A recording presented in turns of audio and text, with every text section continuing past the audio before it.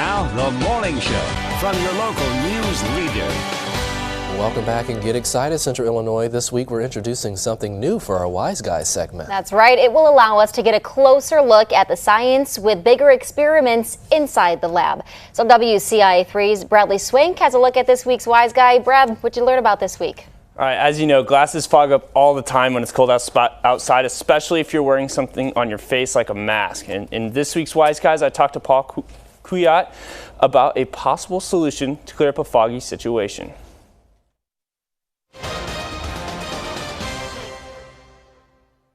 I am here at the University of Illinois with Wise Guy Paul Kuwiat. Hi, nice to have you here.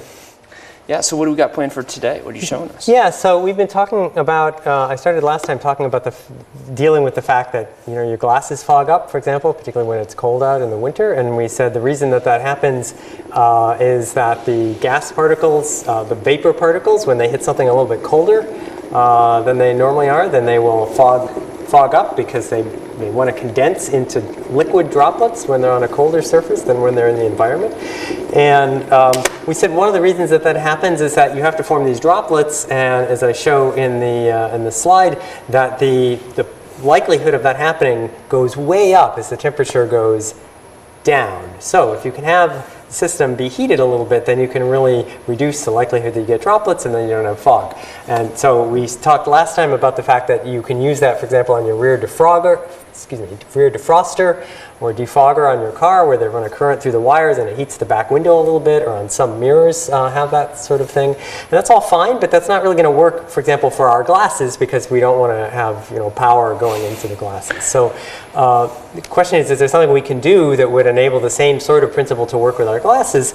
And I'm here to talk about the fact that there's a new invention that some people came up with. So part of it has to do with, well, we need some way of heating the glasses, so we need a power source. And so what's a very prevalent power source that we have? The sun. The sun is a great power source.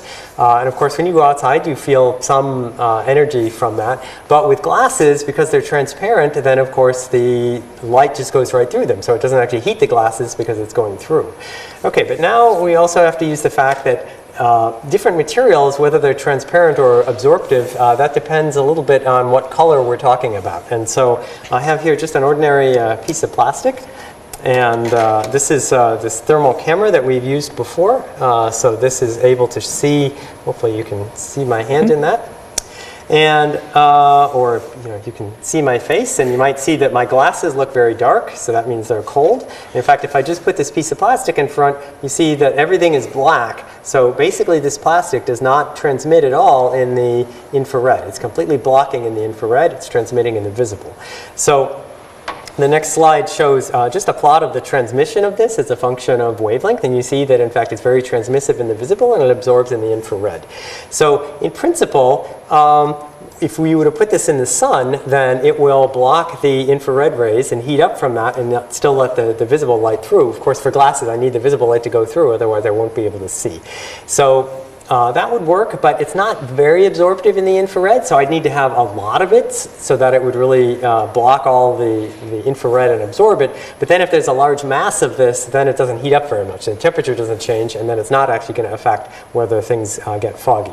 So there are these researchers who very recently discovered or let's say invented this new coating that they can put on with these tiny nano particles. And that coating has the property that it is pretty transparent in the visible and then pretty not transparent in the infrared over a pretty wide range, and it's very thin. It's only a couple of microns thick, I guess. And so that means that when the energy of the sun gets dumped into that thin layer, it actually heats up a fair amount, and then therefore is able to not have as much energy.